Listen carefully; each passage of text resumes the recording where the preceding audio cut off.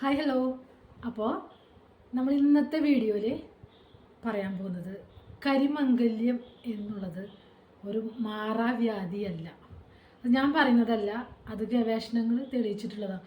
ഒരു പുതിയ പഠനം, ഇപ്പോഴത്തെ ഒരു പുതിയ പഠനം തെളിയിച്ചിട്ടുള്ള കാര്യമാണ് കരിമംഗല്യം ഒരു മാറാവ്യാധിയല്ല. അപ്പോൾ തീർച്ചയായിട്ടും ഒരു ചോദ്യമുണ്ട്, അപ്പോൾ അതിനെന്താണ് പ്രതിവിധി? അപ്പോൾ പ്രതിവിധിയും ഇവർ തന്നെ, അതായത് ഈ തെളിയിക്കപ്പെട്ട ഈ ഒരു ശാസ്ത്രം തന്നെ വികസിപ്പിച്ചെടുത്തിട്ടുണ്ട്. ആ പ്രതിവിധി എനിക്കൊരു പ്രശസ്തനായൊരു ഡോക്ടറിലൂടെയാണ് ഈ ഒരു വിവരം കിട്ടിയത് കേട്ടോ. അതിനെക്കുറിച്ച് ഞാൻ കൂടുതൽ അന്വേഷിക്കുന്നുണ്ട്. എങ്കിലും കുറേ പേർക്ക് ഇപ്പോൾ പിഗ്മെൻ്റ്, അപ്പോൾ ഈ പറയാൻ പോകുന്ന കാര്യം കരിമംഗല്യം ഒരു മാറാവ്യാധിയല്ല, അതിന് പ്രതിവിധിയുണ്ട്. അത് പറയുന്നത് പോലെ ചെയ്തു കഴിഞ്ഞാൽ അതിന് മാറ്റം കാണും. ഓക്കെ, അപ്പോൾ ഞാനത് ഈ വീഡിയോയിൽ ഇതെല്ലാം പറയുന്നുണ്ട് കേട്ടോ. എന്താണ് പ്രതിവിധി എന്ന് പറയുന്നുണ്ട്. ഇത് നമ്മൾ ഈ വീഡിയോ ചെയ്യാനായിട്ട് കാരണം നമ്മുടെ പിഗ്മെൻറ്റേഷൻ മിക്സൊക്കെ നമുക്ക് ആദ്യം ഉണ്ടായിരുന്നു, ഇല്ലേ? ഇപ്പോഴും ഉണ്ട്. വീഡിയോ നമ്മൾ ആദ്യം ഇട്ടിട്ടുണ്ട്.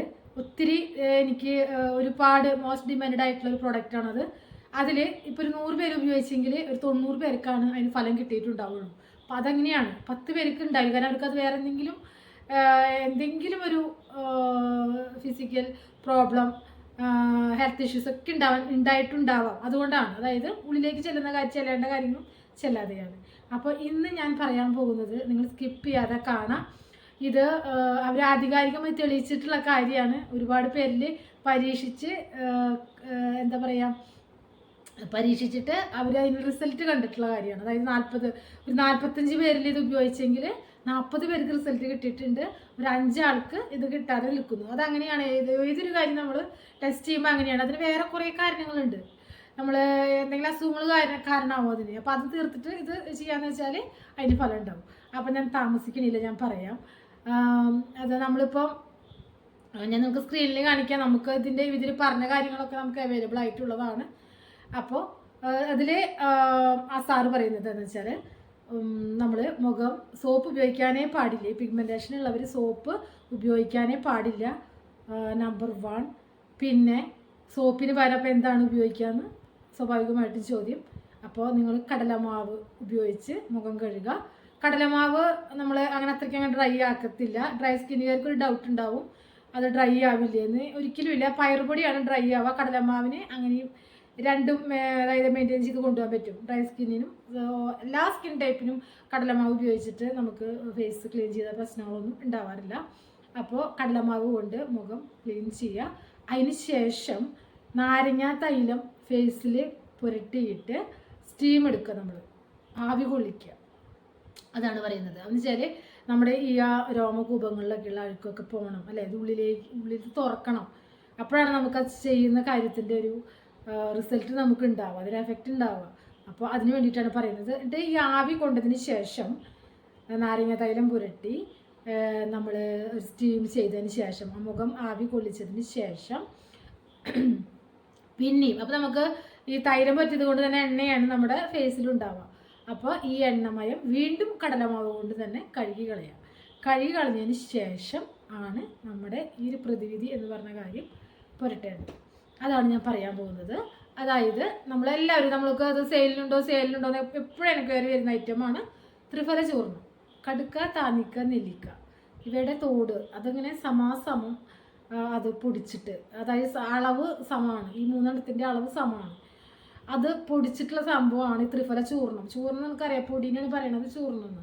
അപ്പോൾ ത്രിഫല ചൂർണം അത് നമുക്ക് വാങ്ങിക്കാനും കിട്ടും.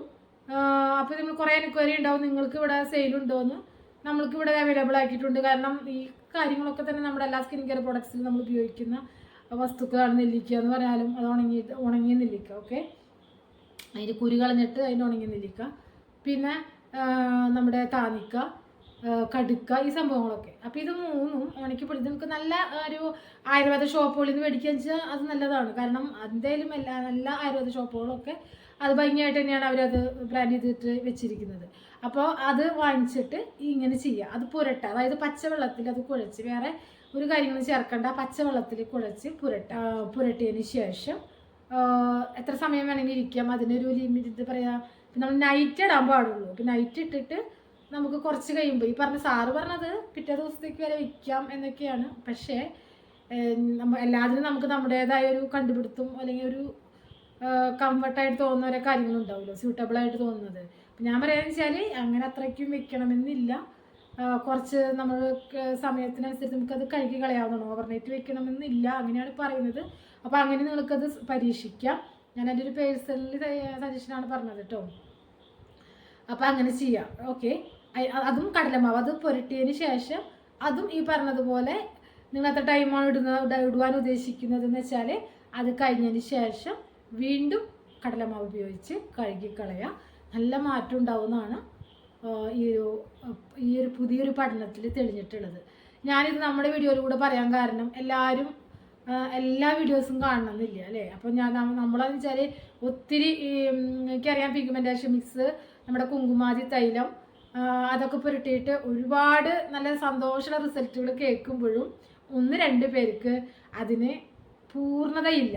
അതായത് പൂർണ്ണമായി മാറിയില്ല, മങ്ങിയിട്ടുണ്ട്, കരിവാളിപ്പ് മാറിയിട്ടുണ്ടെന്നല്ലാതെ ആ ഒരു ഡാർക്ക് എന്താ പറയുക, അതിൻ്റെ ഒരു അടയാളങ്ങളുണ്ടല്ലോ അത് കംപ്ലീറ്റ് ആയിട്ട് മാറിയിട്ടില്ല.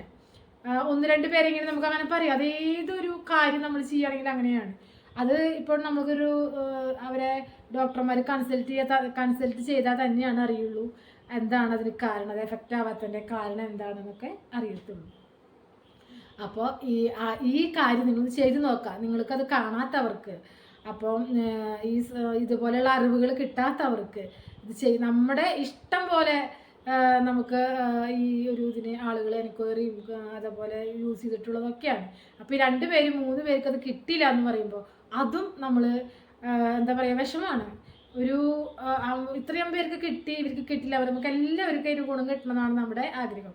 അപ്പോൾ നിങ്ങൾ ഇതൊന്ന് പരീക്ഷിച്ച് നോക്കൂ. അത്രയാണ് ഞാൻ ഈ വീഡിയോയിൽ ഉദ്ദേശിച്ചിരിക്കുന്നത് കേട്ടോ. അതായത് പിഗ്മെൻറ്റേഷൻ മിക്സും കുങ്കുമാതി തൈലും അതൊക്കെ ഒരുവിധമുള്ളതൊക്കെ പോവും. ആ സംഭവങ്ങളൊക്കെ പുരട്ടുമ്പോൾ അതില്ലാത്തവർ, വിഷമിച്ചിരിക്കുന്നവർ ഇത് ചെയ്യുക. പിന്നെ നിങ്ങൾക്ക് എന്തെങ്കിലും ഹെൽത്ത് ഇഷ്യൂസ് ഉണ്ടെങ്കിൽ അത് മാറ്റുക. അത് മാറ്റിയിട്ടേ പുറമേ ലേപനം ചെയ്തുകൊണ്ട് ഉപകാരമുള്ളൂ കേട്ടോ. ആ ഒരു സംഭവം നമ്മൾ ഉള്ളിൽ കെടുക്കുമ്പോൾ ആ ഒരു രോഗത്തെ മാറ്റാതെ നമ്മളിങ്ങനെ ചെയ്തിട്ട് കാര്യമില്ല. അതിൻ്റെയും ഒരു സിഗ്നലാണ് ഈ സംഭവം എന്ന് പറയുന്നത്. അല്ലാണ്ട് ഇതൊരു മാറാ വ്യാധിയല്ല എന്ന് ഒരിക്കൽ കൂടി പറയുന്നു. കരിമംഗല്യം ഒരു മാറാ വ്യാധിയല്ല, പുതിയൊരു പ്രതിവിധിയാണ്.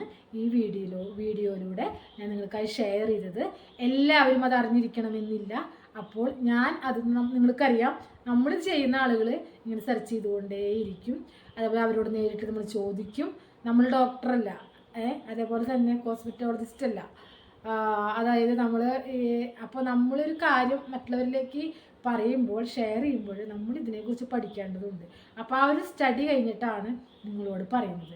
അപ്പോൾ എനിക്ക് കരിമംഗല്യം ഇല്ലാത്തത് കൊണ്ട് ഞാൻ ഇത് നോക്കിയിട്ടില്ല.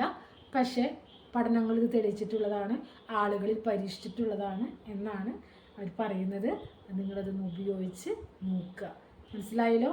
എന്തെങ്കിലും ഡൗട്ടും കാര്യങ്ങളൊക്കെ ഉണ്ടെങ്കിൽ കമൻറ്റ് ബോക്സിലിടുക.